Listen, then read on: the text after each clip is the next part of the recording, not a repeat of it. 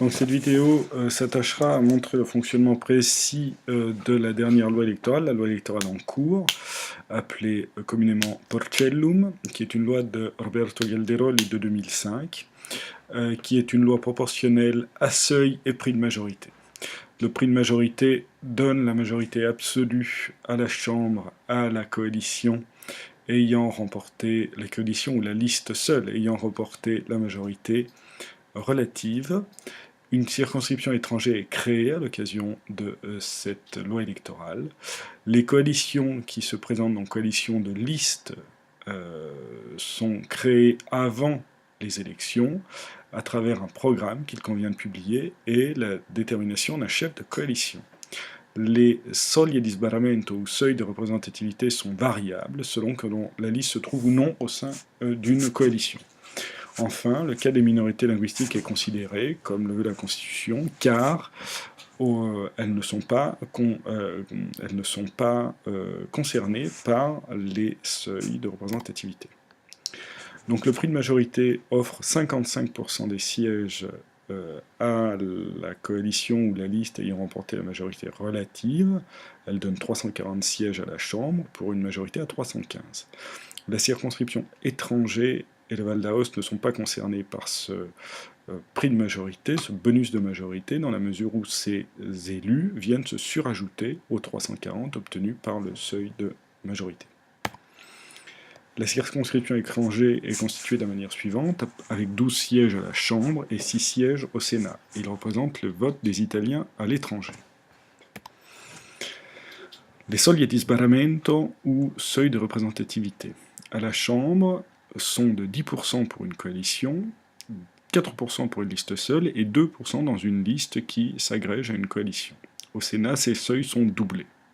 C'est la raison pour laquelle, aux élections à venir, la liste du centre Monti UDC FLI se présente de manière séparée à la Chambre, car la coalition vraisemblablement devrait dépasser les 10%.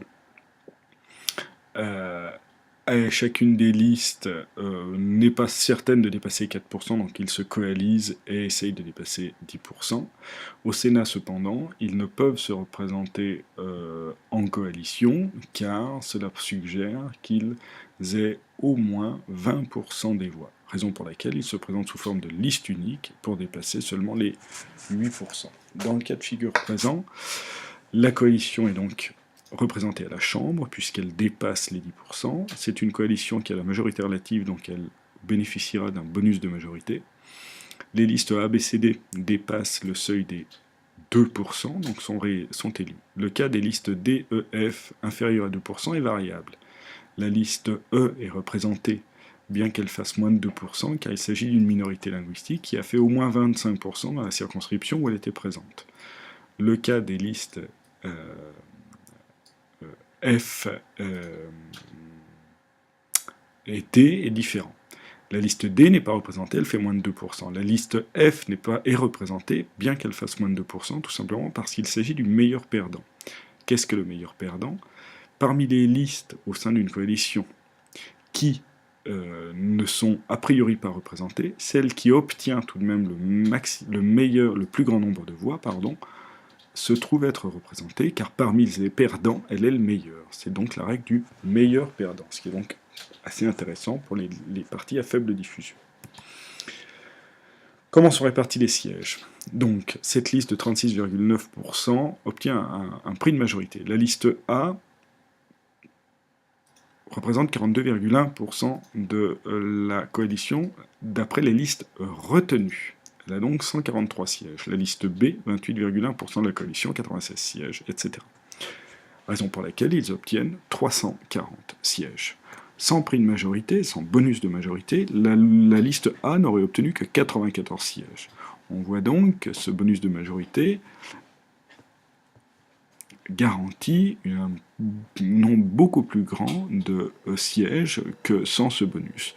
Cela est renforcé par le fait que les listes non représentées permettent à la coalition d'avoir plus de pourcentage de voix, mais également de surreprésenter les listes qui, elles, seront retenues. Ces deux facteurs expliquent cette différence de sièges. Pendant le cas des législatives de 2008, nous avions deux coalitions, la coalition dirigée par M. Silvio Berlusconi et la coalition dirigée par M. Veltroni. Pier Ferdinando Casini se présentait en tant que liste seule avec l'Union du Centre. Nous avons le cas de la circonscription étranger et autres. Donc, le Popolo della Libertà avait en liste à l'intérieur de cette coalition obtenu 37-38% des sièges, la Ligue du Nord 8,3% et le MPA 1,13% qui était le meilleur perdant de la coalition. Et donc était représenté de la manière suivante. Le Peuple de Liberté a obtenu 272 sièges, la Ligue du Nord 60, et le MPA 8, avec ses 1,13%, obtient tout de même 8 sièges, ce qui est assez important. 272 sièges pour le Peuple de la Liberté, auxquels s'ajoutent les 4 sièges de, des circonscriptions étrangères qui ont été obtenus. Donc 340 plus 4 de la circonscription étrangère, avec une majorité à 315. Les autres se partagent ce qu'il reste. La coalition de Veltroni, 37-54% des sièges, des voix, obtient 246 sièges, répartis en 211 28, plus 6 et 1 de l'étranger. L'Union du Centre, avec ses 5,62%, dépasse le seuil de représentativité de 4% et est donc représenté à la Chambre avec 36 sièges. Dans la circonscription étrangère, une liste, Mouvement associatif des Italiens à l'étranger, obtient un siège. Les autres partis qui, l'arcobaleno, se présentaient seuls, ne dépassent pas les 4%, n'est pas représenté. La flamme tricolore, de la même manière. Les minorités linguistiques obtiennent 2 sièges dans les circonscriptions où elles se sont présentées, à savoir notamment le Südtiroler Volkspartei, qui, avec 0,41% des voix, obtient 2 sièges. Le Val d'Aoste ne fonctionne pas sur le même mode et obtient un siège réservé. Les 22 autres partis qui se présentent avec 44,61% des voix obtiennent 0 siège. Donc il s'agit d'un système proportionnel à visée majoritaire. On comprend bien comment ces partis obtiennent une majorité plus stable. Il s'agit donc bien d'encourager des alliances avec un chef et un programme, des alliances stables, a priori cohérentes et stables, et ça incite notamment les petits partis à intégrer les alliances.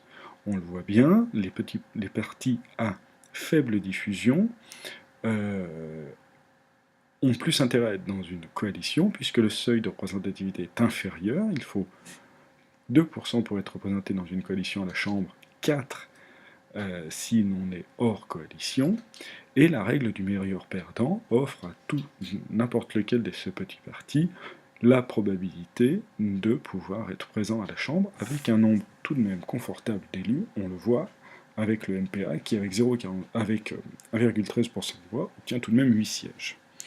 Ça incite également les grands partis à accueillir les petits, puisque les petits partis, les partis à faible diffusion qui s'agrègent apportent quelques pourcentages de voix qui permettent éventuellement de dégager une majorité relative.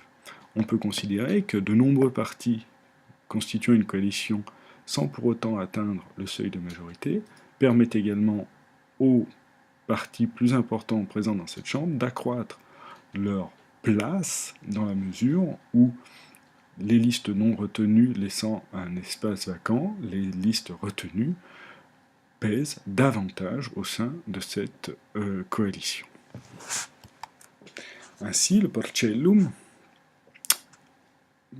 est important puisque l'essentiel n'est pas d'obtenir une majorité absolue mais bien d'arriver en tête, donc de faire des coalitions larges, mais tout en sachant qu'on ne se lie pas forcément avec tous ces alliés puisque certains ne seront pas représentés.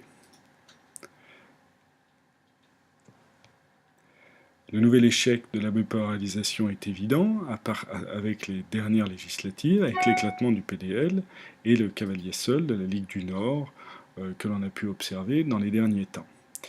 Un référendum abrogatif est en vue... Putain, on attend.